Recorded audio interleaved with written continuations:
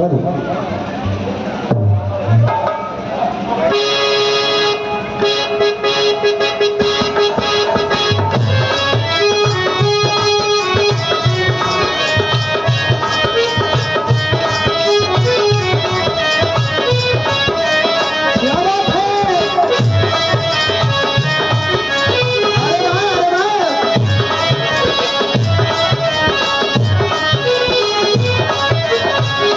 yes, yes.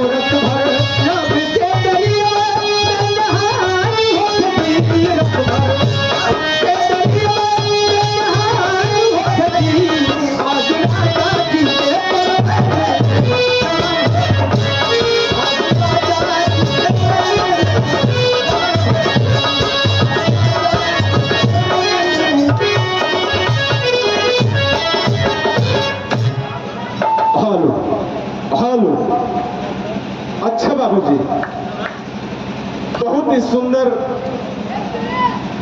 गीत सुने के मिलल भक्त पूरन मल। कितना बढ़िया बढ़िया धुन दर्ज भी सुने के मिलल। सुंदरता के नाते बेचारा जान गंवा दे कितना कालीना की जब से तू गईला मिल के हम हो गई बिना मिल के हमरे ना समझ में आवत बा कि कैसन जमाना हो गया। अगर केहू मिल के जात बा तो उनकर दिलवे उठा ले जात बा। बिना दिल के हो गए गाना और चल रहा है। एक गाना और चल रहा है कि दिलवा ले गईला राजा कल में भर के भैया हमारे यह ना समझ में आवत तक उसरवा कैसन दिल रहल तो उनके बोतले में भर के चली गया। और एक गाना देखा गईलिन हो गरिया लौकत है कि ननद भौजाई कर ननदी तोर जियावल सुगना हमके गारी।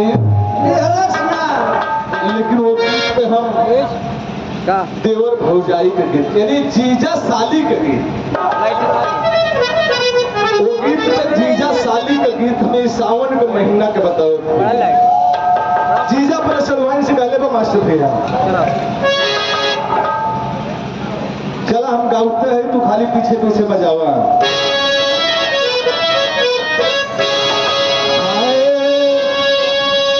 हरे बकी सावन में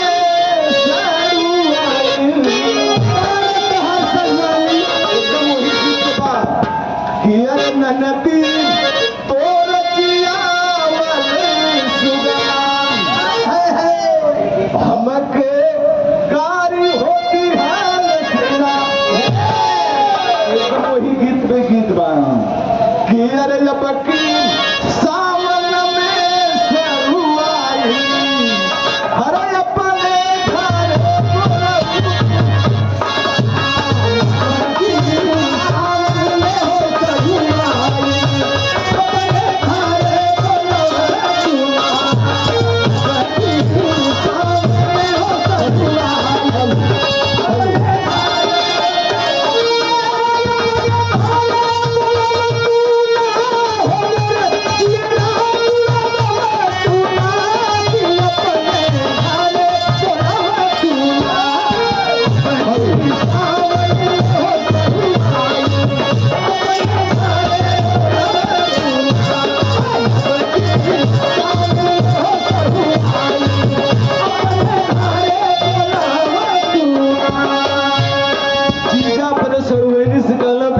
सावन में सरवाई अपने घर बोलो तू ना।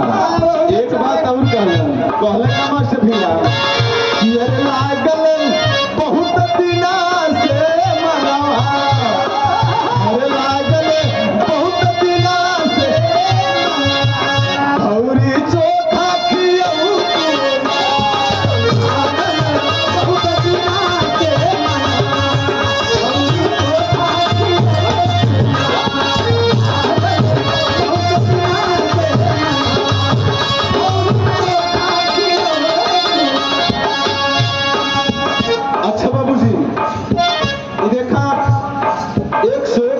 सम्मान कर परम आदरणीय आप हमारे धर्म के बड़े भैया मुन्ना पाल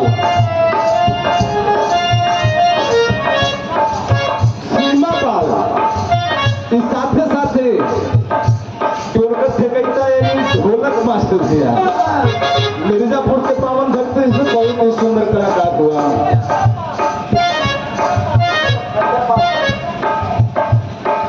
संजय पाल चला हो गया पाल लगा के मिलना हो गया।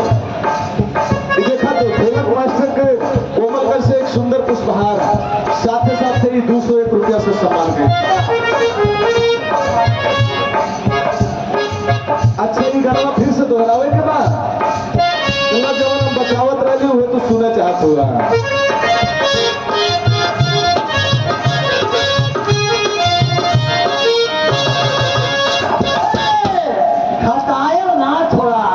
अपने घर बोलो तू ना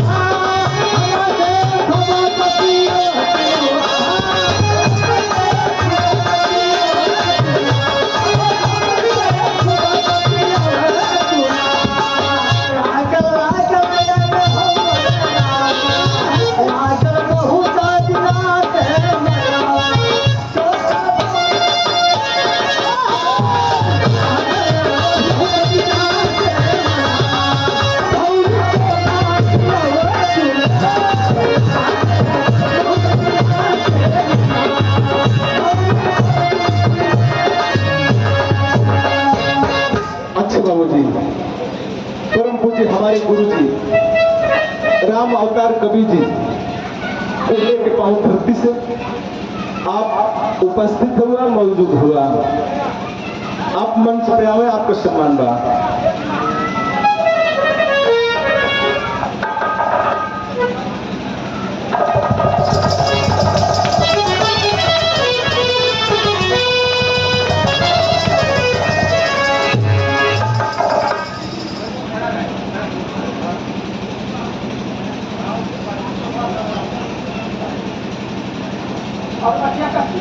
कवर लगाना वाला हमें लगा कवर वाला निकाली ये वाला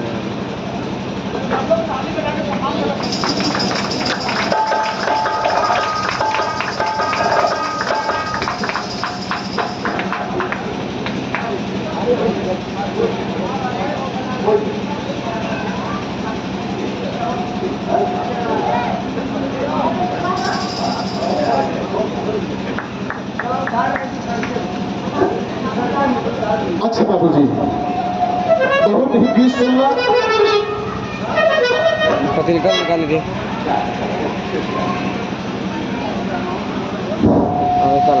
और गुरु जी आई गए तो उनके सम्मान में गीत हो ही जाए। अरे बखारी सखी बखारी सखी ले गुरु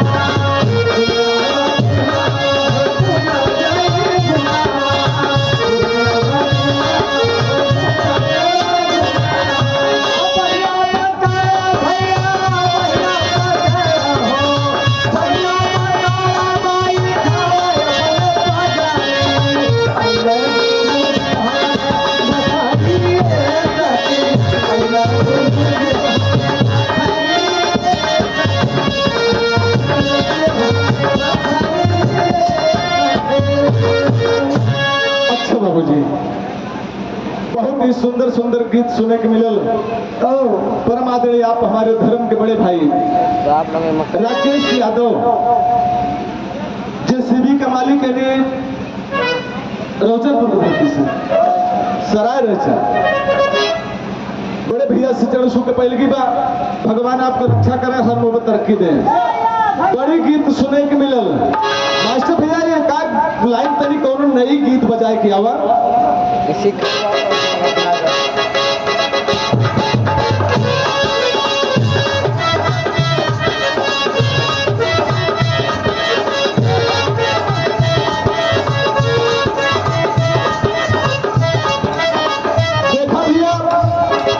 आज के जमाने में आज के दिन में ये गीत बड़ा तहलका मचोलेगा। अब जानत हुआ अब कहाँ तक हम बताई कि पहले के गवैया सब कुछ छोड़ के ज्यादा कहला के ना बा, लेकिन देखा कभी जी एक लाइन तो सुंदर गीत दोनों देवर भौजाई के बात बा। देवर अपने भौजाई से कहले क्या कहले मास्टर भैया पार झरले पार आजर मरले पार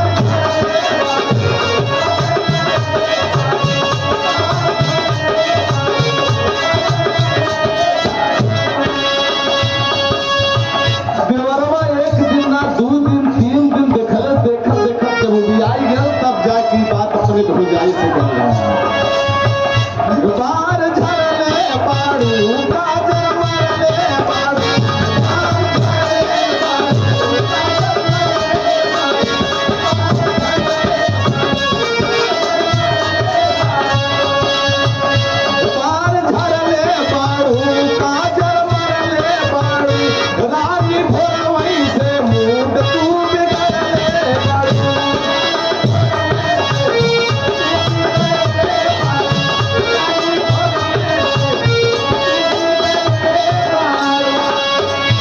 भौजैया काले का काले मास्टर भैया तोहार दिल हमर दिलवा पे राज करता तोहार दिल हमर दिलवा पे राज रानी तार का आवाज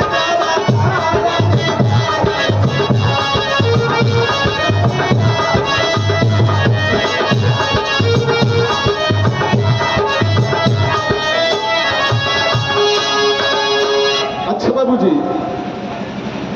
परमादरणीय आप हमारे धर्म के बड़े भैया डॉक्टर अजीत यादव नौपड़वा के पावन धरती से 101 रुपया से सम्मान गईला आप बड़े भैया का चरण छू के पहली की बात साथ साथ आप सब भैया लोगों से था उचित नमस्कार प्रणाम आशीर्वाद कामना बा लेकिन ज्यादा गाना पे आवा मास्टर भैया हेलो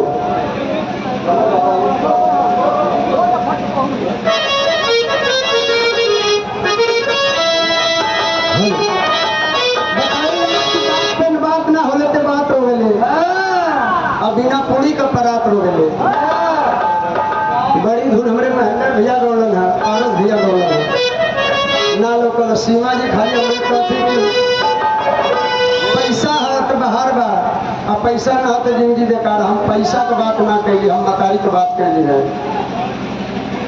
बताओ जरा कि माँ न होती तो मौत माँ न होती तो हम न होते तो मौत न होती माइये से बाहर है माइये से संसार है बताओ जरा सच्चाई है कि एक नमोमृत लोक हो एगो लड़का रहो हमारी नियन कम बुद्धि वाला इनकी नियन एगो मैडम रहो वो बेचारा पढ़े जात रहो भाई बढ़ा रही हम कुछ कहब ना लेकिन जो कहीं खाली बताए देती हम कुछ कही ना बेचारा पढ़त रहो तो जननी के तनी दिमाग का कम अब पहले स्कूलवा में डिप्टी साहब लोग हमें हर महीना हफ्तवा में तो एक दिन डिप्टी साहब आवे के रहलन तो मैडम जी कहली कि ऐसा हुआ मेल हो कल तू स्कूल में मत अइहा बाबू कहे ऐसा ना कि कल तो हर छुट्टी रही लड़कन के सबसे ज्यादा खुशी अगर मिलेला तो छुट्टी का मिलेला अगर जौने दिन छुट्टी हो गई तो वही दिन लड़का बड़ा खुश हो खा अभी बेचारा गए स्कूले से बकरी लेके चरावे चल गई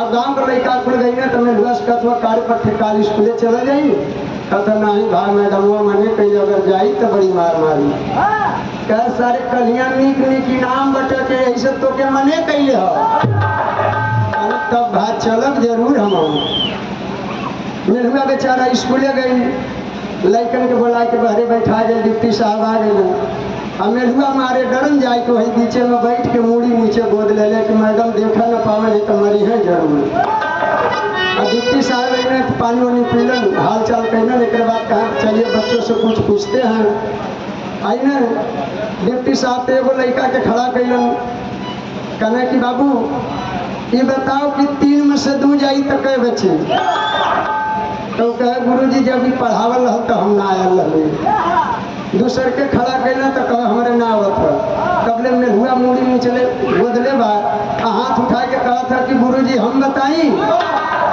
तबले जब मैडम का दिमाग वहाँ देखली में हुआ के तो उनका जी धक दे कर दिला तब बचलो पानी में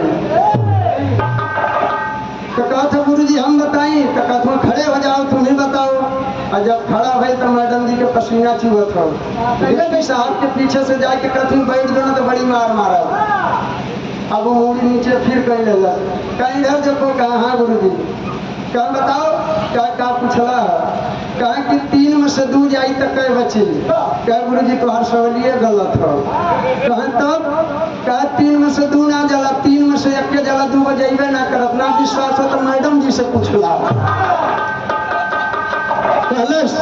अब बड़ी नीक बात बतौलस फिर वही ले चलत जहां छोड़ने रहिए बतौलस नीक बात कि यहाँ 3 लोक हो एगो स्वर्ग लोक एगो मृत लोक एगो पाताल लोक स्वर्ग केहू ना देखले है कि कैसे आवे के कैसे जाए के न पाताल लोक देखले है कि बीचवा में मृत लोक है बीचवा में आवला बीचवा में एगो गीत भैया एगो गीत बोले प्रस्तुत एक गोरी सुना बात पे बात तू तो मेहरारू कई बात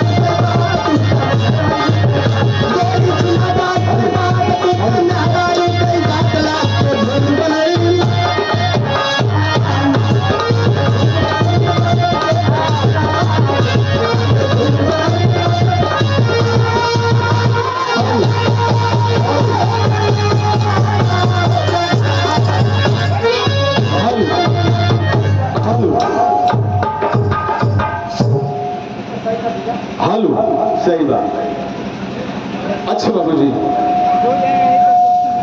बहुत ही सुंदर प्रसंग भक्त पूरन मन के सुने के मिलल। अच्छा भैया, ये पारस भैया के गुरु जी के गाना के ऊपर 101 रुपया से सम्मान भई। चरण छूट पहले की बा साथ साथ आप सभी लोगों से था उचित नमस्कार प्रणाम आशीर्वाद कामना बा। लगातार गुरु जी को गुरु जी की तरफ से आशीर्वाद मिलल बा। बहुत ही सुंदर प्रसंग मिलल भक्त पूरन मल का। भक्त पूरन मल रानी फुलंदा का जब दूसर बियाह के लिए इलन हो तो राजा पुरनिया रहला, भक्त पूरन मल जवान रहला, लेकिन अपने बेटवा का जवानी देख के लो भाई गई सीमा बतेबे कैली ना। एक दास्तान एकदम ठीक वैसे ही बा, ठीक वैसे ही अशोक सम्राट के बा। भैया गाना चलाएंगे।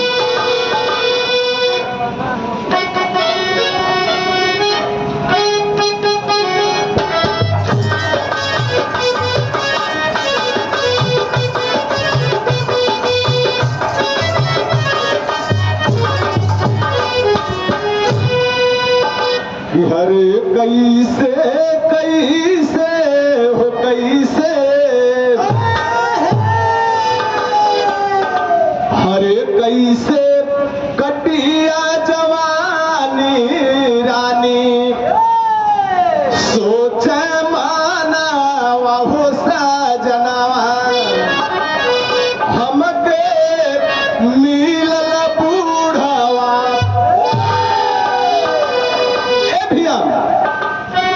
अशोक सम्राट अपन दूसरे बियाह जब कैलन हो तो पहली की रानी से एक लड़का रहा जौन का नाम कुड़ाल बतावल गई। दूसर का बियाह जब करके ले अलन तो रानी सोचे थे कि भगवान इनकर तो चौथापन आवे वाला बा, हमारे कैसे दिन बीतिए इनके साथ में। मास्टर भैया तेरी के लाइन लगल।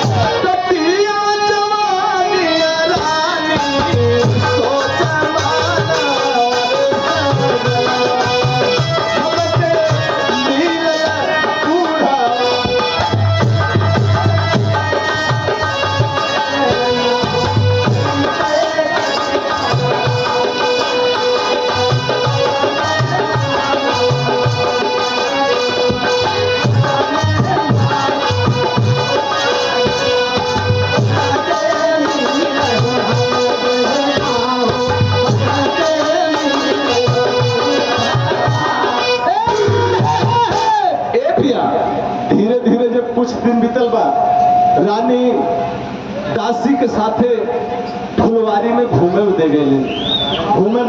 वही फुलवारी में भैल का मास्टर भैया अंतरा का लाइन लगे।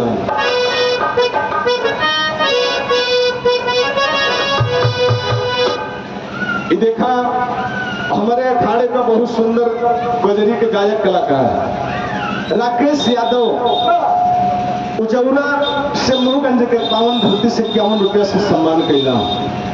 भैया के गायकी में माता रानी 4 लगा दी। 3 दूना रात 4 गुना तरक्की कर, लेकिन गाना के लाइन में कभी जी यही बात बतौला। अंतरा के लाइन लगना चाहिए।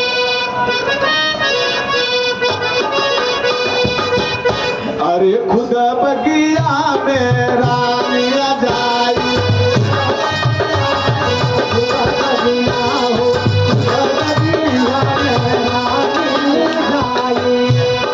घड़ी के नजर गुड़ाल पे जाई।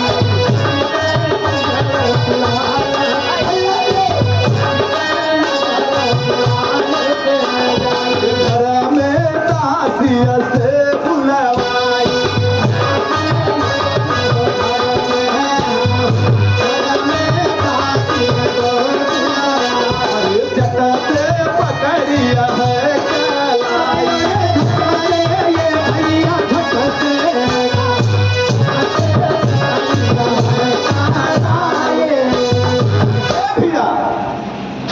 बाबूजी रानी राजा अशोक सम्राट का दूसर की रानी जब फुलवारी में घूमे गई, वही फुलवारी में एक सुंदर नौजवान कमर में फेटा और कटार बगले लटकल बा।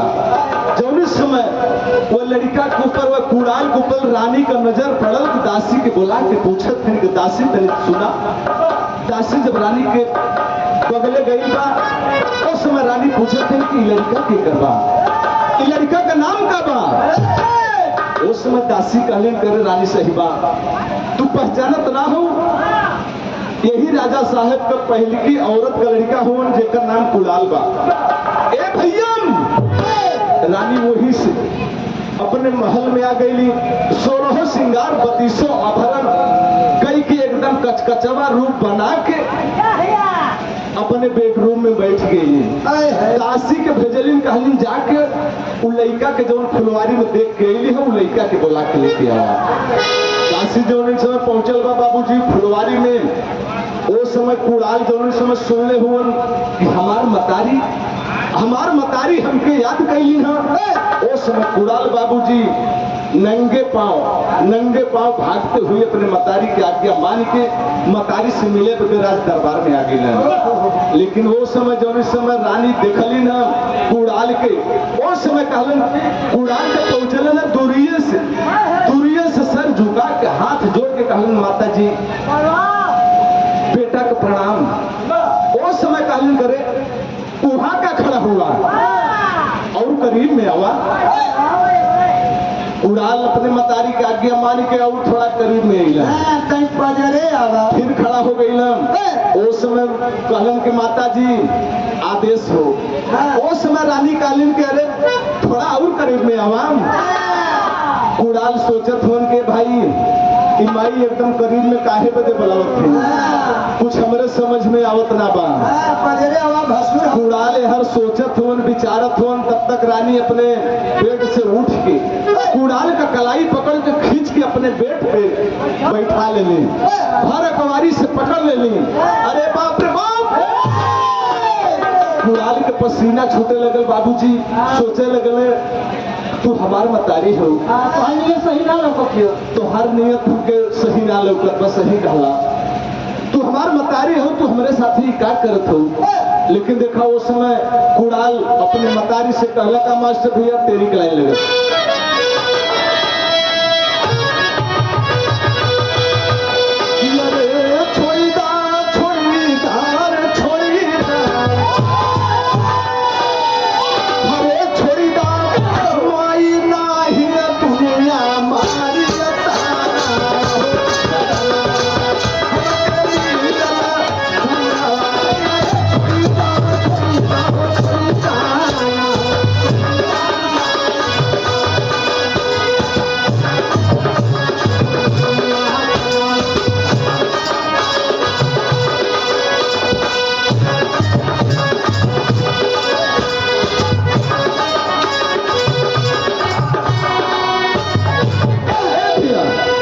बाबूजी परम आदरणीय आप हमारे धर्म के बड़े भैया चंद्रभान यादव लखनऊ के पावन धरती से 101 रुपये से सम्मान कैलम, चरण छू के पहली की बार। और भगवान से यह प्रार्थना बा कि स्वर्गीय माता जी के आत्मा के शांति दे, स्वर्ग में स्थान दे। लेकिन अरे वो बात तो छोड़ा भैया, कितनों ना तो सीमा अपने बिरादरी में आल हैं, बिरादरी में आल हैं। राकेश भैया के बात बतैल कि कहीं जैसे वो राजा दोस्त रहला, वादा कैला कि हमरे बेटवा होई तोहरे बिटिया होई तो बियाह कर ले, हमहू के कुछ लागत बा। राकेश भैया कहाँ गईला, हम अली तब बतैले कि सीमा से कह दिया होशियार रहिए कहीं दोस्ती रिश्तेदारी में न बदले। अच्छा बाबूजी एक लाइन के गीत लगल डॉक्टर साहब, एक लाइन के गीत दोनों मेहरारू रहल, वो अपने पति देवता से कहले बा, क्या कहले कि कमर में उठेला, अरे कमर में उठेला दर्दिया बालम हो, अरे दर्दिया बालम हो, भैया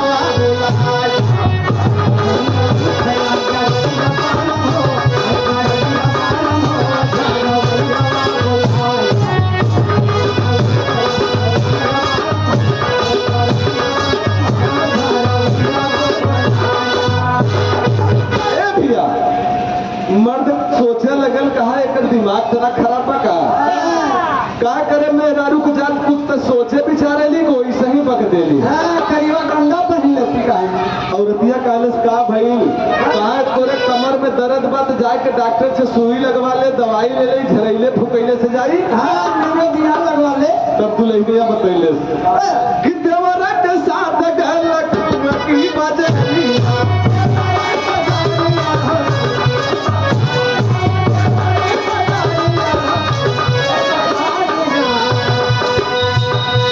डॉक्टर से सुई लिहलिए उरो दवाई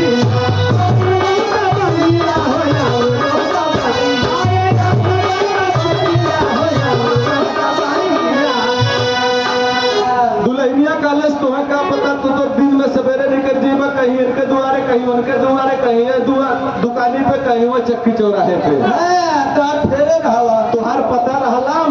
हम देवरा के साथे लिया के लखनऊ में गईली, सुइयो ले ली, दवाइयो ले ली, लेकिन भई काम कि तपो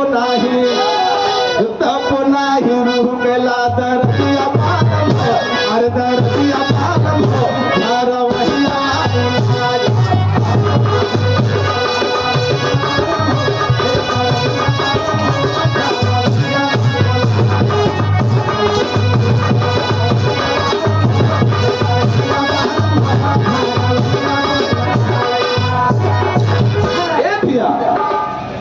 बाबूजी कुड़ाल अपने मतारी के हाथ पैर जोड़े लगल, कहला माई तू हमके छोड़ दा, नहीं तो दुनिया हमके ताना मारी, मतारी और बेटवा के रिश्ता में दागी लग जाई। लेकिन उस समय के बाद कभी जी भैल का मास्टर भैया कि अरे छोड़ी दार छोड़ी दार छोड़ी दार, अरे छोड़ी दार कोई नहीं दुनिया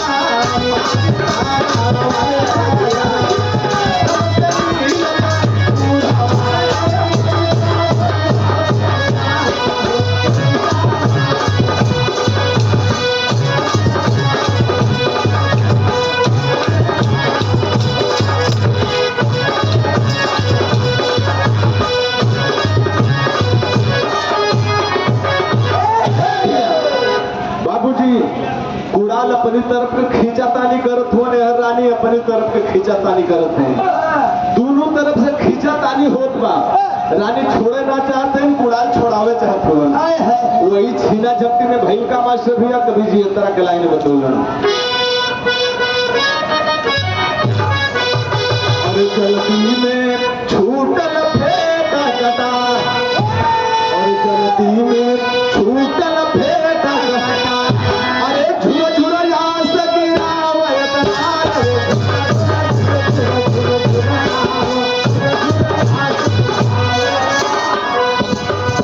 अब झुरा झुरा यहाँ से गिरावत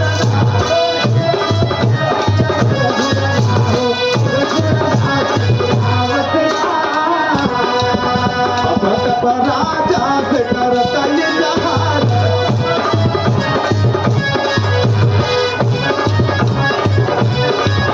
अरे ठीक से लाल बनल का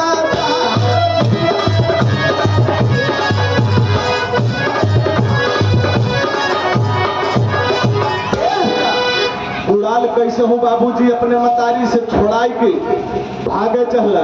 लेकिन वही समय जैसे वह पूरन मल का फेटा कटार छूट गया है, वैसे ही छीना झपटी में कुड़ाल का फेटा और कटार वही छूट गया। कुड़ाल अपन जान बचाई के राजमहल से निकल के जब बाहर अलन, रानी सोच गई कि अगर ये बात राजा के पता चल जाई तो राजा हमार कुल दुर्दशा कर दी है, हमके घरे में से निकाल दी है। राजा अशोक सम्राट ऐसा वीर पुरुष रहा कि जितना लोहा लड़ाई कैले कहू में वो हारल ना रहा। अशोक सम्राट एकहू लड़ाई में हारल ना हुआ। लेकिन देखा जौनी समय कुड़ाल जब गईलन, यह रानी अपन कपड़ा जगह जगह से फाड़ दहलीन, अपन बाल जौन सजौले रानी वो छोड़ के छिटका दहलीन। राजन के जमाने में कोप भवन रहत रहा, जाय के कोप भवन में सुत गेली।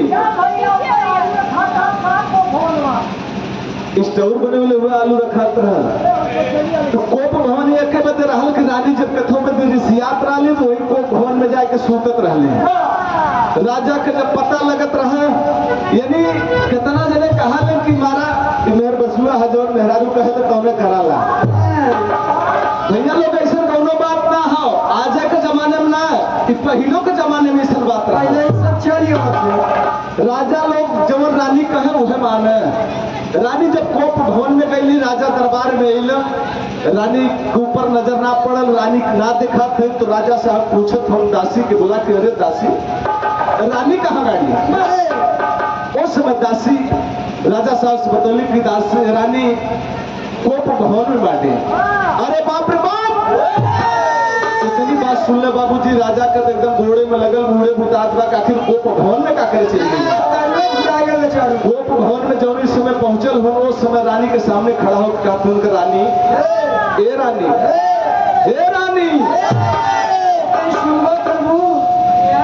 अब उन्हें तो नखड़ा बना के पड़ल है, उन्हें तो अपने बस में उन्हें करे का बाबू का करे जल्दी बोल। रानी कहा थे बोलले न कहा दिन का कहत हुआ, अब भाई हमार करेजा कमे ठंडाल बा। राजा कालीन आखिर भाई का उस समय रानी कालीन की बतावा तू बियाह हमसे कैले हुआ अपने बदे कि अपने बेटवा बदे? अरे बाप रे बाप। इतनी बात जब राजा साहब सुनला, अशोक सम्राट को पूछे लगला आखिर भाई का? रानी कालीन के हमार दुर्दशा देखला, हमार चेहरा हमार शकल देखला। कालीन बतावा ऐसा दुर्दशा ऐसा व्यवहार तोहरे साथे कैले के। वही समय रानी कालीन दूसरे के हुना तोहार बेटवा कुड़ाल कैले हो।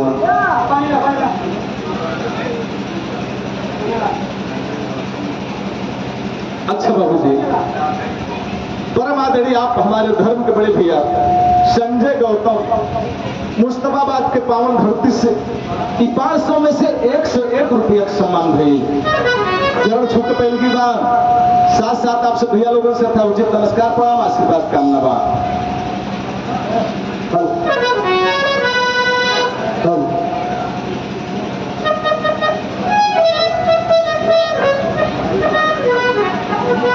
ठीक है भैया, पर फरमाइश हो जाए थोड़ा सा गरबा बढ़ेगा।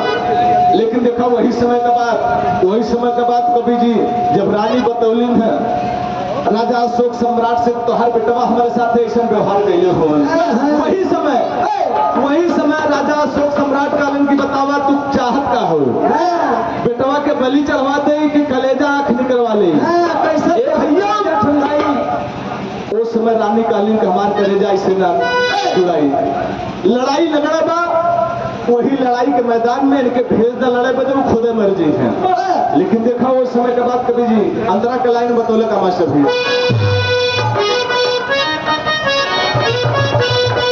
तेरी के लाइन बा कि अरे डांटे डांटे हो डांटे, अरे डांटे मरे बदे के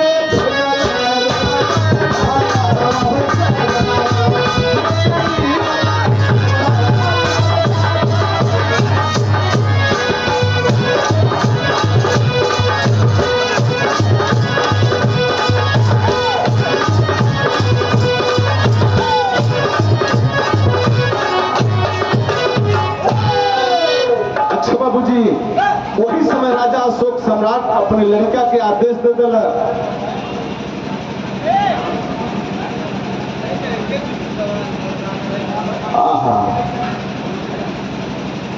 हमें कनेक्ट होगा भैया विमल फ्रैक्चर क्लिनिक का skin care centre Naupadwa doctor Ajit Kumar Yadav हड्डी एवं स्त्री रोग विशेषज्ञ डॉक्टर अमित कुमार यादव स्किन एवं चमड़ी रोग विशेषज्ञ। दोनों डॉक्टर साहब से चरण छू के कोट कोट नमन बा। बहुत हमारे का सौभाग्य बा कि आप सब ऐसा महान पुरुष जैसे कि डॉक्टर लोगन के बतावल जाला कि भगवान के दूसर रूप हो। परमादरणीय आप हमारे बड़े भैया बिज्जू पाल के कोमलकर से 101 रुपया से सम्मान भई। चरण छू के पहले की बात बतावल जाला कि डॉक्टर साहब लोग भगवान का दूसर का रूप हुवन। पहले तो भगवान बनाए के हमारे के भेजबा करेला, लेकिन हमारे कहीं से टूटल फूटल रहीला तो डॉक्टर साहब ओके जोड़ के तोड़ के पूरा कोशिश करके डोलावे का भरपूर प्रयास करेला।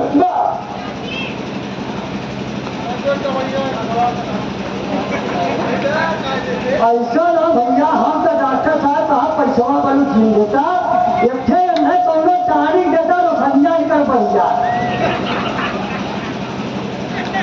ए भैया, बात पुराना में रहा करता होता जो ओले जजीत हो।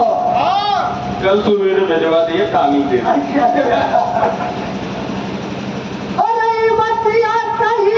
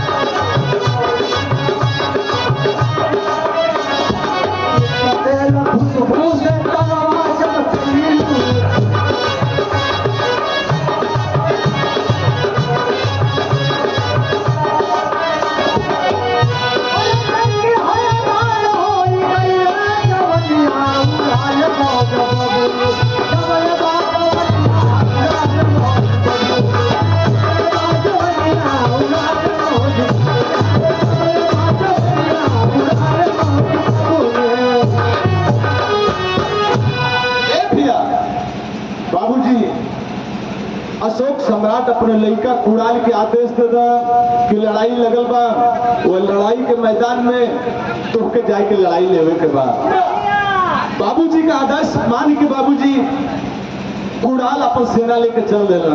तेगा तलवार लेके लड़ाई के मैदान में चल देला। मास्टर भैया अंतरा का लाइन लगल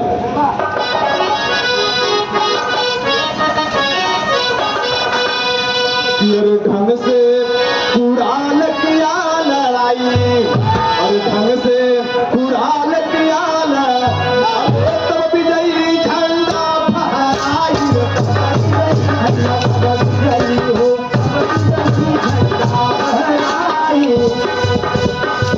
अरे था बाबू को पैर बधाई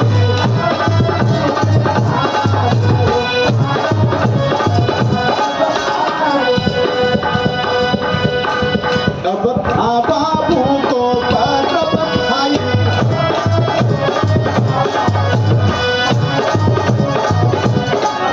अरे दो उसको राजा बनाई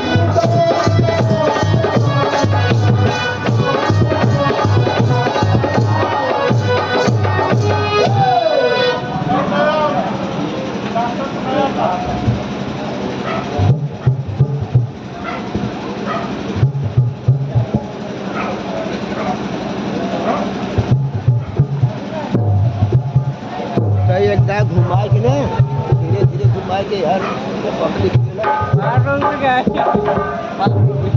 अरे बात उड़ावे तो हमने बिहारी दिखाई थी। अच्छा बाबूजी, परमादरणीय आप हमारे धर्म के बड़े भैया डॉक्टर साहब, ये देखा बिमला फ्रैक्चर क्लिनिक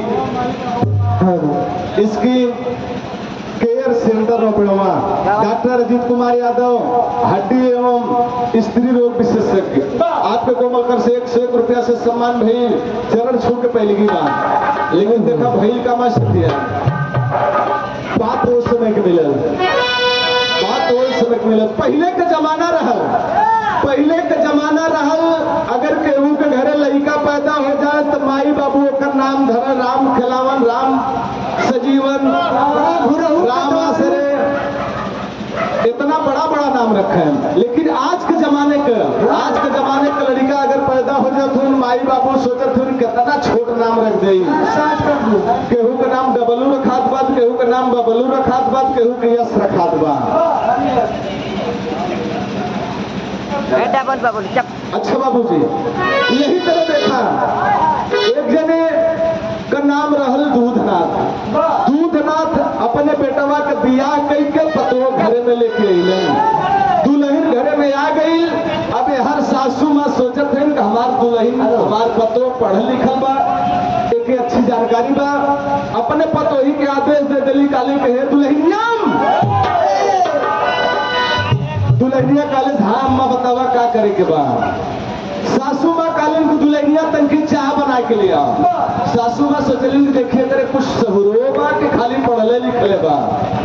अब हर दुल्हनिया जब कहली कि चाह बना के लिया तो दुल्हनिया काले ठीक बा अम्मा, चीनी दे दा, चाय पत्ती दे दा, अदरक दे दा, दूध दे दा, हम चाह बना के लिया थे। दुल्हनिया जब दूधे का नाम सुन ले बूढ़ा एकदम जोर से बिगड़ गई। करे बाप रे बाप, करे तो और इतनी मजाल के तो अपने बूढ़ाऊ का नाम ले ली, हमारे आदमी का नाम ले ली। दुल्हनिया सोचे लगल कि हम तो चाय बनावे में तो सामान मांगा थे, तेरे आदमी का हमारे बुढ़ाऊ का नाम कहाँ से आ गया। दुल्हनिया काले से अच्छा अम्मा बताओ तोहरा बाबू का नाम चीनी बा? कहली नहीं। कहली कि चाय पत्ती बा? कहा नहीं। कहा अदरक बा? कहा नहीं। तब दुल्हनिया काले का दूध बा का? बूढ़ा फिर से गई करे बाप रे बाप, फिर से हमारे बुढ़ाऊ का नाम ले ले। उस समय बूढ़ा अपने बिटिया के बुला के कहली कि बिट्टी यहाँ आओ, अपने बाबू का नाम बताओ के। बिटिया आई काले से भौजी हमारे बाबू का नाम दूधनाथ बा। दुल्हनिया काले से ठीक बा अम्मा, हमके चीनी दे दा, चाय पत्ती दे दा, अदरक दे दा, वही बाबूजी के दे दा, हम चाय बना के लेके आओ थे। पूरा सामान लेके गई किचन में। किचन में गई चाय धर देले सागी पे, सवेरे का दूध रहल, जब इस समय गरम भर दूध फट गया। जब दूध फट गया दुल्हनिया पे तरह से लापा के अम्मा, बूढ़ा कालीन का हरे। दुल्हनिया काले से अम्मा बाबू तो फाट गए। बाप रे बाप, बूढ़ा इतनी बात सुन कपारे पर हाथ धो कर रोवे लगली करे मोर रमवा, हमके बीच धरवा में छोड़ के चली गई मोर रमवा, फाट गई मोर रमवा। अब दुल्हनिया सोचत बा कि बूढ़ा रोवे कहे लगली आखिर भइल का। दुल्हनिया बाहर निकलल, देखत बा कि बूढ़ा अपन हाथ गोड़ पटक के रोवत है, चूड़ी उड़ी फोड़त है। उस समय दुल्हनिया कालेज के अरे अम्मा, अरे वो बाबू ना फाटल है, कहिया वाला बाबू फाटल है। उस समय बूढ़ा काली दर्द तरी की नहीं थे, हम तो कहली कि वह फाट गई जना हार्ट अटैक से बच गई। लेकिन देखा गाना के लाइन में कभी जी बतौलने का अशोक सम्राट बलड़िका कुड़ाल जब लड़ाई के मैदान में विजयी हो गए, लड़ाई जीत लेना, अपने बाबूजी के पत्र लिख लेना कि बाबूजी मालूम करना कि लड़ाई हम जीत लिया। उस समय बाबूजी बड़ा खुश भैया। आज वो पत्र जब धावन लेके आला, वही धावन से पत्र लिख देला कि उसको राजा बना दिया जाए। लेकिन भाई का माँ से भैया कभी जी गाना के लाइन बतौलन,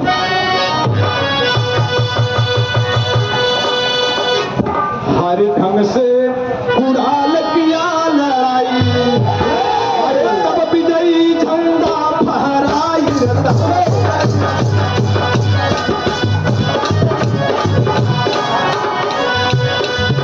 अरे था बाबू को खबर बताई,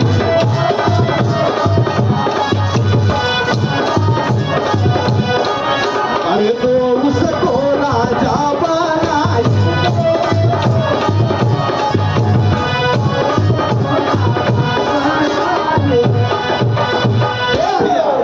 राजा अशोक सम्राट वही चिट्ठिया लिख के वही धावन से भेजल। चिट्ठिया पे लिखल है का आधियु, खाली इतना लिखबे का ना आधियु। आधियु को मतलब कि आधे राज का मालिक, आधे राज का मालिक इसको बना दिया जाए। धावन जब चिट्ठी लेके जाए लगल तो रानी देखत रानी खिड़की से देखत रानी तो सोचे लगल कि आखिर भैया आयल फिर जात बा कोनो गड़बड़ जरूर बा। धावन के बुला के रानी पूछे लगली कि हथवा में का ले ले हुआ। वो धावन जो समय वो चिट्ठी देले बा रानी के, तो रानी चिट्ठिया में कैली का जौन अखिया में कजरवा लगाए रहनी, वही कजरवा के सीकी से पोछ के जौन अधियू लिखल रहा है वही पे के सुन्ना बनाए के अंधियू बना देने। अंधियू का मतलब उसको अंधा बना दिया जाए। अरे बाप रे बाप, बतावा जाला कि सौतेली मतारी ही बोले, लेकिन कुछ मतारी ऐसा होली सौतेली की जौन अपने लड़का से ज्यादा मानेली, सौतेला व्यवहार तरीको ना करेली। लेकिन जब अंधियू लिख देली, वो धावन चिट्ठी ले जाके जब कुड़ाल के देले बा, उस समय के बाद कभी जी गाना के लाइन में तोले का माशा भैया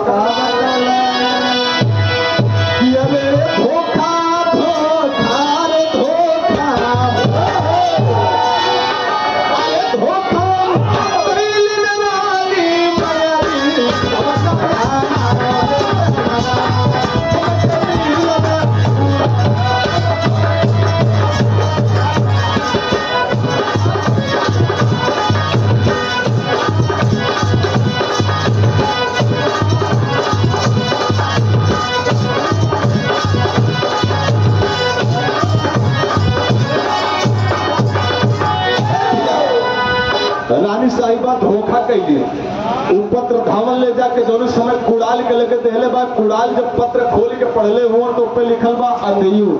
अंधियू पढ़ले के बाद कुड़ाल की आंखों से आंसू बरसल गए। कुड़ाल सोचे लगे कि वाह वाह, हमारे बाबूजी हमारे साथे ऐसा गलत व्यवहार करत हुन, माई का बात मानत हुन, आज बेटवा का ममता प्यार दुलार सब कुछ भुला गए। लेकिन वही समय के बात कभी जी अंतरा का लाइन बतौला का मास्टर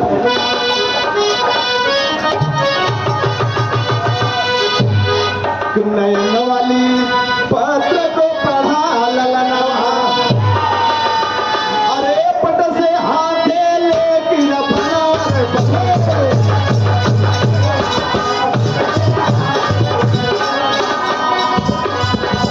फौरन निकाले तुझको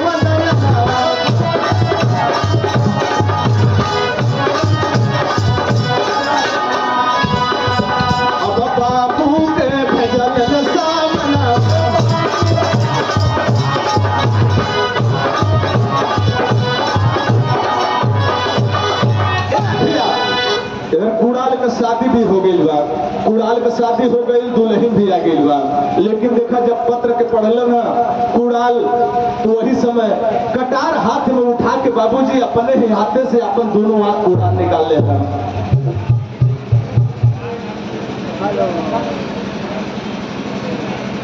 अच्छा बाबूजी, परम आदरणीय आप हमारे धर्म के बड़े भैया कमलेश मौर्य, आपके कोमल पर से 101 रुपया से सम्मान भई मेडिकल स्टोर। आप भैया का चरण छू के पहले की बात, भगवान आपका रक्षा करा, हर बहुत तरक्की दे। भगवान हरे पैसा तो देगा तो कुछ पावर बने, और जब मिली में तो नाराज हो जाए। तो यही पे देखा मौर्य भैया नाराज नहीं होया है।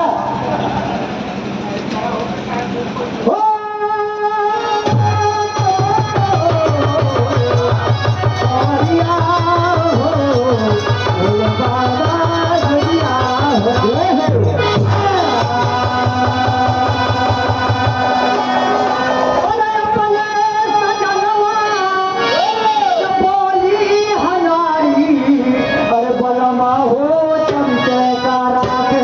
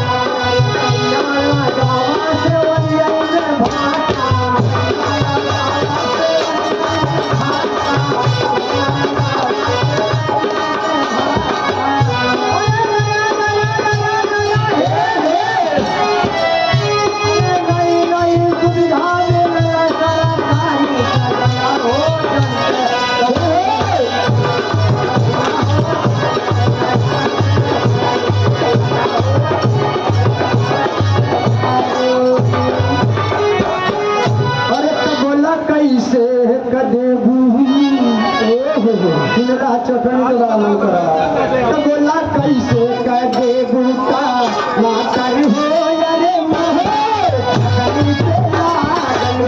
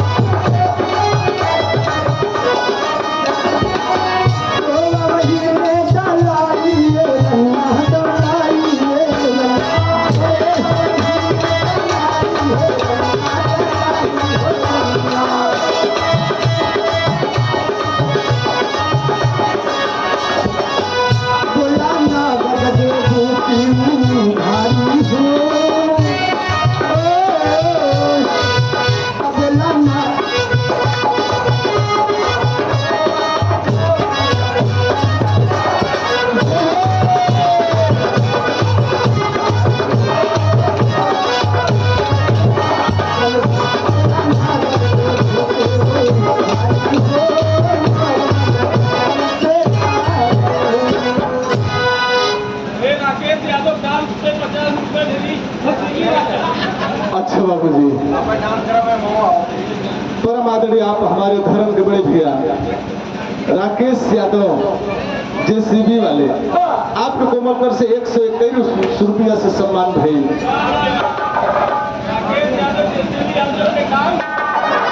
अच्छा, राकेश यादव जेसीबी वाले, आपके डांस के ऊपर 121 रुपया से सम्मान भइल। चरण छूट पहले की बात, भगवान ऐसे तोहार कमर बनौले रहा, थोड़ा से कुछ तगड़ा हो गया हुआ एक वजह से थोड़ा हिलत ना बा। हाँ सही बात, लेकिन अच्छा बाबूजी गाना के लाइन में कभी जी यही बात बतौलन, कुणाल बाबू का पत्र पढ़ के अपने हाथे से दोनों आंख निकाल के वही धावन से भेजवा दिलन। भेजवैले के बाद अपने दुल्हन के लिया के भिक्षा मांगत वही गुरु गोरखनाथ के दरबार में पहुंचल हुए। गुरु गोरखनाथ के दरबार में जब पहुंचलन, गुरु गोरखनाथ इतना दयालु रहलन कि जौनी समय ऐसा दशा देखलन, पूछे लगलन बचवा ऐसा भइल कैसे। जब कुणाल सारी बात बतौलन, गुरु गोरखनाथ अपने मंत्र द्वारा उनका रात का रोशनी वापस लौटा दिलन। लेकिन देखा वो दोनों जने कैले का मास्टर भैया तेरी के लाइन में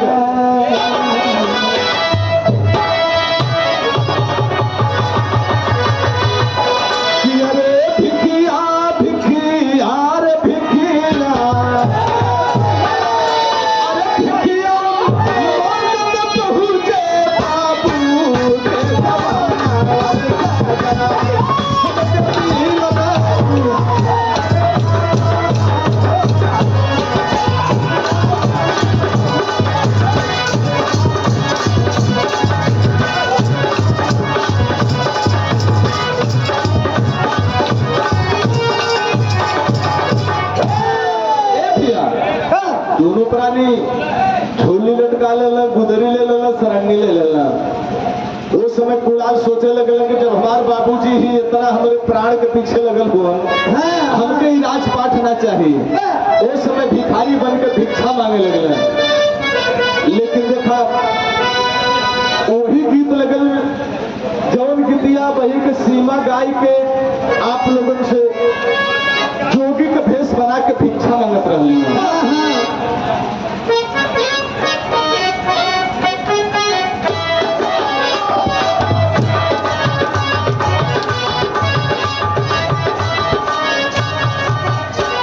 अच्छा बाबूजी, परम आदरणीय आप हमारे धर्म के बड़े भैया राजेश यादव मुस्तफाबाद के पावन धरती से 101 रुपया से सम्मान कैला। आपको चरण छू के पहले की बात, भगवान आपका रक्षा कर, हर मोह तरक्की दे। लेकिन देखा यही गीतिया कितना प्यार दुलार से जोगी लोग गावेले और कितना बढ़िया से बजावेले।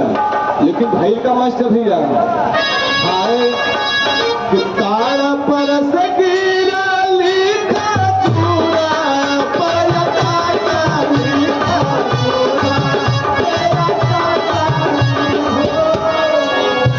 टूटला खजूरा का डाल हो रहा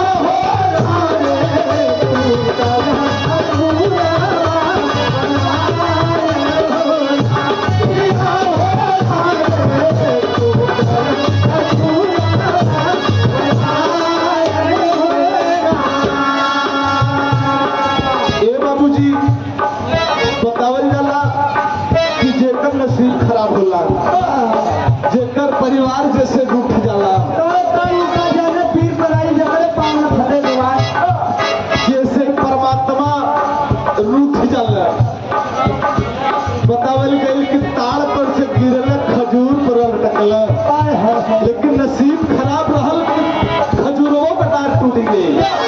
लेकिन देखा दूसर की लाइन बतावल गई कि जैसे रूठ जाई है जगत का गोसाई ना जगत गोसाई ना जगत ओ करके हुकारी का सहारा हो रातिया हो रे ओ करके हुकारी का सहारा है रातिया हो रे ओ करके हुकारी का सहारा हो ये बाबू गुड़ाल अपने दुल्हन के साथ साथ लियौले हो, यही गीत के गावत हो ना, खुश आंसू बरसत बा। दुआरे दुआरे भिक्षा मांगत मांगत पहुंच गए अपने राज दरबार में, अपने बाबूजी के महल के आरी बगली घूमत हो, सरंगी बजावत हो, यही गीतिया के गावत हो। कितना प्यार दुलार से गीतिया के गावत हो। पहला का मास्टर भैया कि मारी के करना बदल बाबू जी तमाना आये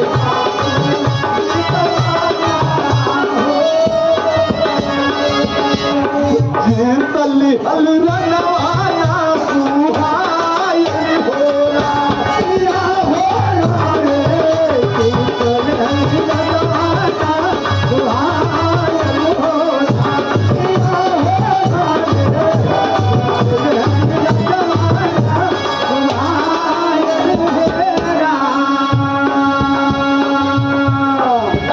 अच्छा बाबूजी, परम आदरणीय आप हमारे धर्म के बड़े भैया अरविंद यादव, आप युवा आने वाले समय को प्रधान पद का प्रत्याशी हुआ। क्या बात है, क्या बात है। चरण छू के पहले की बात माई शीतला भगवान भोलेनाथ से यही इच्छा बा, यही प्रार्थना बा, यही विनती बा कि आपको मनोकामना पूरा करें, आपके सर पे विजयी का ताज बंधा जाए।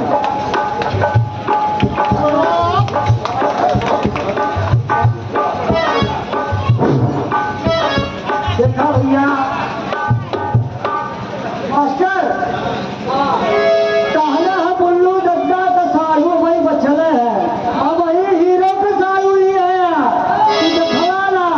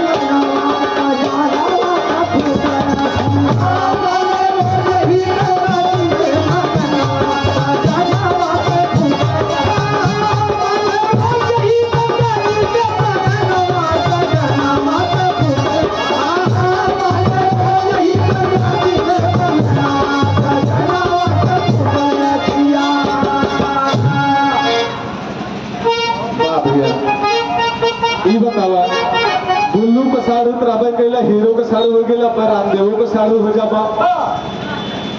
लेकिन देखा गाना के लाइन में कभी जी बतौला कि कितनी बढ़िया गीत गुड़ाल गावत हो, आंखों से आंसू गिरत बा, भिक्षा के मांगत हो।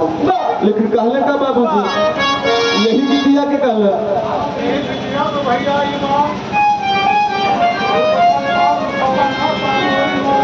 अच्छा बाबूजी, स्वर्गीय माता जी के सुपुत्र धर्म के हमारे बड़े भैया पन्ना पाल आपके कोमलकर से 101 रुपया से सम्मान भई।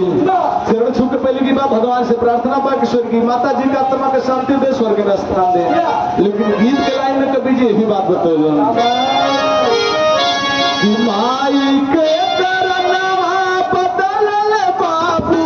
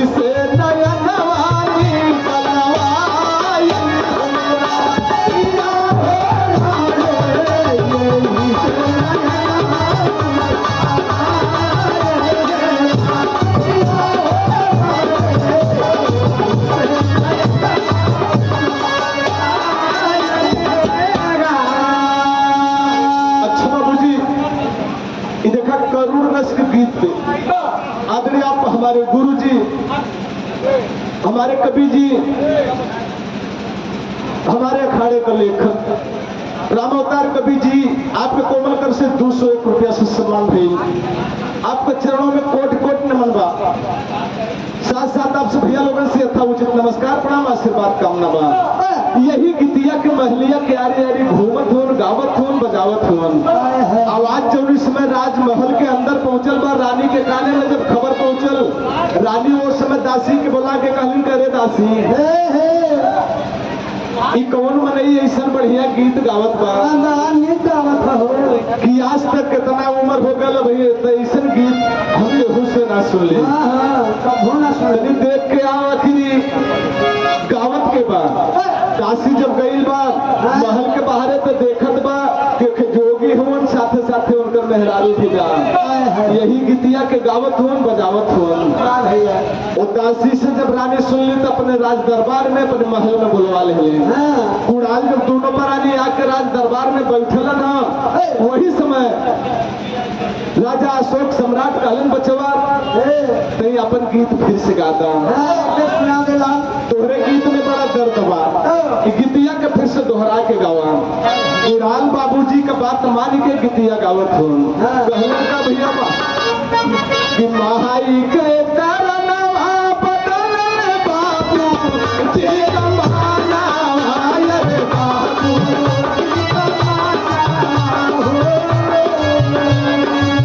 गीतली हली रनवाना सुहाई होला या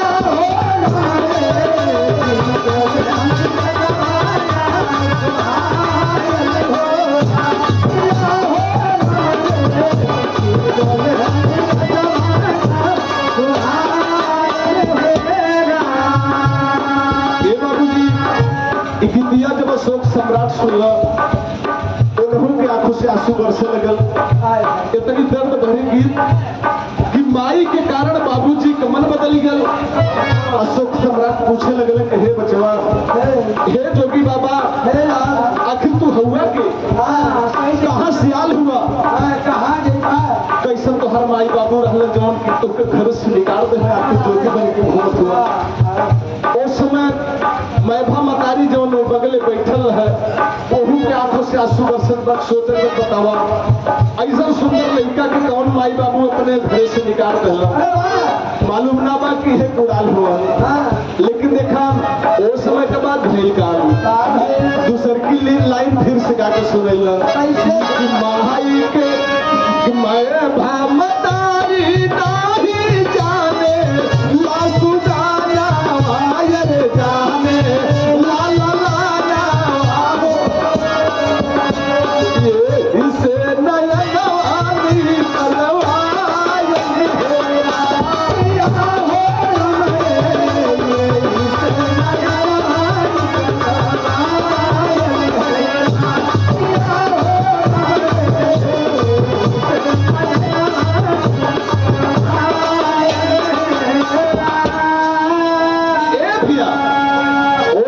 राजा अशोक सम्राट पूछे लगल, कहलन ना बचवा, जोगी बाबा तू अपन परिचय बतावा। उस समय कुड़ाल जोगी के रूप में कहलन कि बाबूजी राजा साहब तो हमार परिचय जान के क्या करबा, इनके भिक्षा दे दो, हम अपने रास्ता जाए। लेकिन वो समय मतारी जो सौतेली रहल, अब एक औलाद ना भल होन। जोगी बाबा कहलन कि हमारा हथवा देख के बतावा बाबा हमार वंश कैसे चली। उस समय कुड़ाल जब हाथ देखे लगल, उस समय कहलन कि मारी तोरे नसीब में लड़का है ये ना बा। अरे बाप रे बाप, इतनी बात जब सौतेली मतारी सुनल तो एकदम सन्न हो गई कि हमारे नसीब में लड़का है ये ना बा। कहले बाबा हाथ जोड़ के तुमसे यह विनती बा, यह प्रार्थना बा कि आखिर काहे हमारे नसीब में लड़का ना बा। उस समय जोगी बाबा कहले कि दूसरे का लड़का के साथ धोखा कैले है, तो दूसरे का लड़का के ऊपर कलंक लगवा देली। अरे तने ना तो दूसरे का लड़का घरे से निकलवा देली। अरे भैया इतनी बतिया जब राजा अशोक सम्राट सुनत सोचे लगल कि आखिर कि जोगी के कैसे मालूम हो गल कि हम अपने लड़का के ऊपर खड़े से निकाल देले हमारे मेहरारू लक्षा लगेले बा। वो समय पूछे लगल कि आखिर बचवा तो हुआ के वो समय कुड़ाल साफ साफ असली बात के बता दे। लेकिन देखा असली बात जानने के बाद अशोक सम्राट अपने दुल्हन से उतेली रानी के सूली पर चढ़ा देते हैं। तो बीच गाना के लाइन में आखिर लाइन बतौला का मास्टर भैया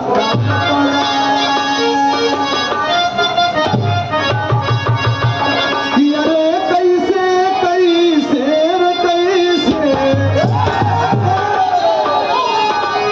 अरे कैसे कटिया जवानी रानी सोच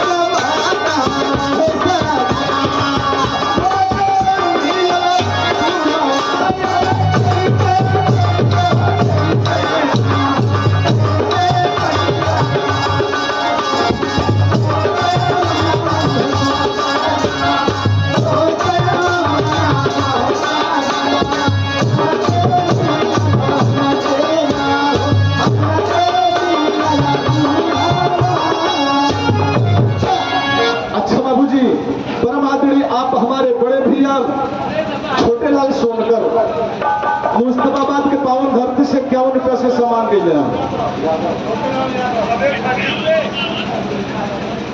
वाह भैया वाह। अच्छा अच्छा छोटे लाल यादव अच्छा अच्छा उर्फ लगा दी। आप भैया के तरफ छूट पहले की बात माता रानी आपको रक्षा कर हर मोड़ पर तरक्की कर। लेकिन गाना के लाइन में अंतरा में कभी जी बतौला का मस्त भैया बतौला है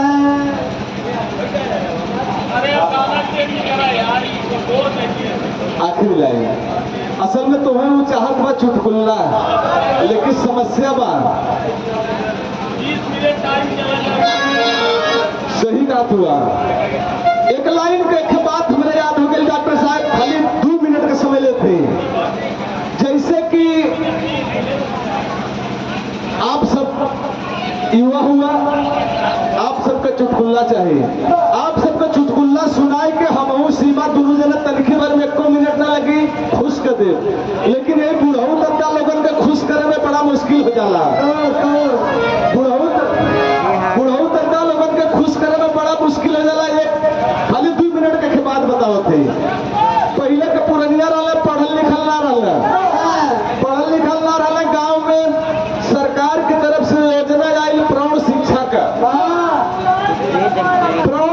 का कि जितना बुढ़वा लोग ना पढ़ले वन जाके उन्हें के पढ़ावा जो पढ़ल लिखल अब मिलल नियुक्ति भई तो लोग के पढ़ावा कुछ जानकारी हुआ अपन नाम लिखल जाना। अब गांव में प्रौढ़ शिक्षा का स्कूल चले लगल 4-6 जने बुढ़वन के इकट्ठा बुला के उनके पढ़ावा है। अब बुढ़ऊ दद्दा लोग भैया लोग के थोड़ा शांति बना के बुढ़ऊ दद्दा लोग के जब पढ़ावे लगलन दद्दा लोग अपन झोला बस्ता कापी किताब लेके आई गए पढ़े बदे। उस समय मास्टर साहब पढ़ाओ कहते दादा कैसे कबूतर खासे खरगोश। बुढ़ऊ दद्दा लोग बड़े प्यार से पढ़ना कैसे कबूतर खासे खरगोश 11 तक तो पढ़ लेना याद हो गया। अब मास्टर साहब सोचल कि हिंदी तो आ गए थोड़ा नहीं हुआ अंग्रेजियों बता दे। अब अंग्रेजी बतावे चालू कैला तो बतावत हुआ कि मास्टर साहब पहले बतैले कि A for Apple B for बाल ए भैया गद्दा लोग कहेंगे बिल्कुल हमारे समझ में ना आवत बा। A for Apple B for बाल हमने ना पढ़ा ऐसे बढ़िया हमने कैसे कबूतरिए बा। अब मास्टर साहब सोचे लगे कि भाई आखिर बूढ़ो दद्दा लोगन के कैसे मनाई कैसे पढ़ाई करके लोग समझ में आवे। एक तरकीब निकलना तरकीब का निकलना मास्टर साहब चला कराला बूढ़ो दद्दा लोगन के पढ़ावे लगला कहला कि देखा कि A फॉर अनिल बो थोड़ा शांति A फॉर अनिल बो। अरे भैया बूढ़ो दद्दा लोग खुश हो गए कहा हाँ ये सही बा कि A फॉर अनिल बो हमारे याद हो जाए सही है। पढ़ावे लगल कि A फॉर अनिल बो B फॉर बिजिंदर बो C फॉर सुनील बो ऐसा ही सही पढ़ावत ले गए P फॉर पारस बो K फॉर कमलेश बो।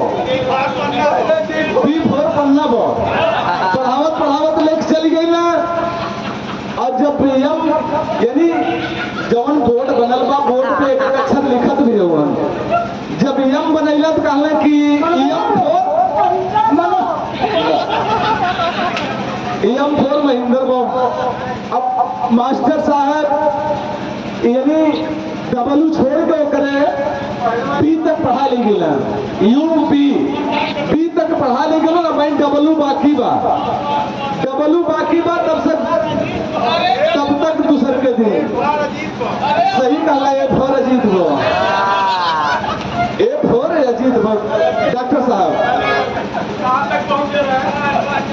यूपी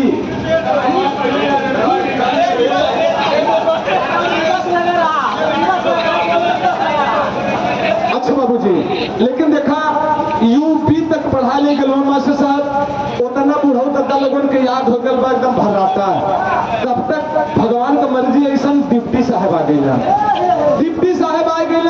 कि बूढ़ो लोगन कई जानकारी ले बता कि मास्टर साहब कितना ज्ञान देले हुन कितना पढ़ेले हुन कितना जानकारी भइल बा का कहनी डिप्टी साहब जब कख पूछे लगल तो बूढ़ो दादा लोग खूब भर्राता याद कर लेना हाली बता ले गए ABCD पूछे लगल तो जब पूछत थे उनके ये फोर ये सब कहा था उनका अजीत बो जब कहलन अजीत बो डिप्टी साहब सोचत थे उनके भाई ये कौन मास्टर पढ़ले हो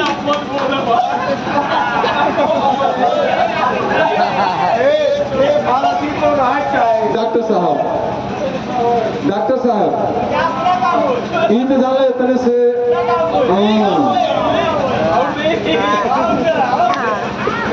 करीब गुंजाइश करो करीब हम सोचे गुंजाइश करो कुछ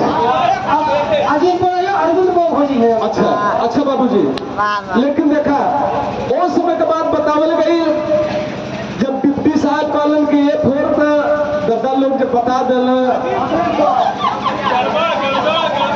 डिप्टी साहब सोचे लगल कि भाई मास्टर भाई का पढ़ले भाई सबके लेकिन डिप्टी साहब चलाक रहा सोच गए कि मास्टर साहब ई सब अपने तरीका से बतौले हो जब बी तक ड्यूटी साहब पूछ लेला डिप्टी साहब तो पूरी बात बी तक बता ले गए कि फलाने बो लेकिन जब डबलू का नंबर आयल बा डिप्टी साहब वही सांपट पे जब डबलू बनैले यानी ऊपर से जब डबलू बना देला कहले कि डबलू अरे बाप रे बाप बुढ़ऊ दादा लोग भुकुर मोटा का थोड़ के भाई मास्टरवा भी पढ़ाइले ना रहा कि डिप्टी साहब कैसन पढ़ावत हो तो बुढ़ऊ दादा लोग आपस में राय कैला कि यार मर्द चुप रही डिप्टिया पागल बा पता नहीं एक डिप्टी बना देले एक खुदा ना जानकारी बा तो बुढ़ऊ दादा कहलन कि आखिर ई का बा एक बुढ़ऊ कहलन कि भाई मर्द तोरे समझ में ना आवत बा अरे तो महिंदरवा बा उल्टे में खड़ी बा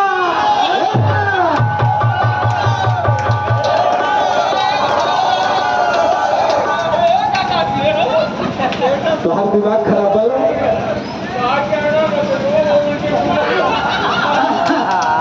तोहर दिमाग खराब बा ओइ समय डिप्टी साहब जब डबलू बनेले बुढ़ऊ दादा काले काले मर्द तोरे समझ में ना आवत भाई महिंदरवे बहो खाली उल्टे खड़ी बा तबले उल्टे करके योगा करत हियो यानी देखा यम बनैबा तो यम ऐसे लिखाई अगर डबलू बनैबा तो ऐसे लिखाई काले नहीं महिंदरवा बहू उल्टे खड़ी हो वही समय के बात किया लेकिन ज्यादा कि थोड़ा मनोरंजन के बात रहा तो बीच गाना के लाइन में तोला का मास्टर किया मन में राजा गौरव भाई और मन में राजा गौरव भाई अरे हमारा रानी को बुलावाई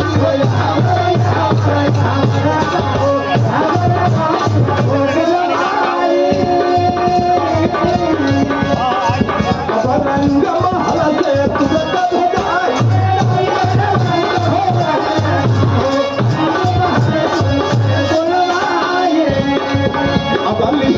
सूली पर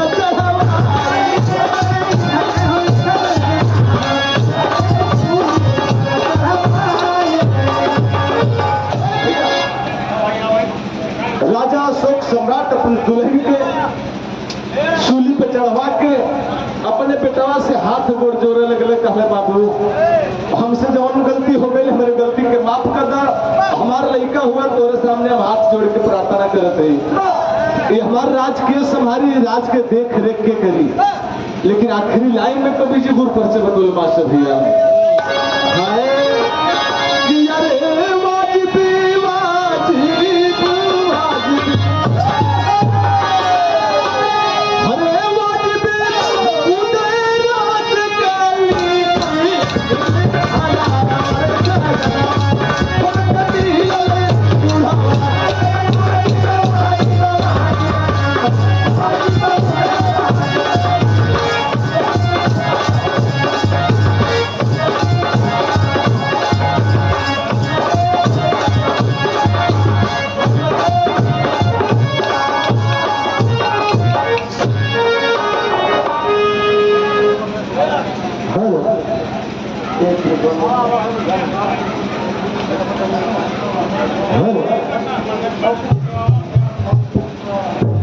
देखा आजकल का जमाना बड़ा एडवांस हो गया।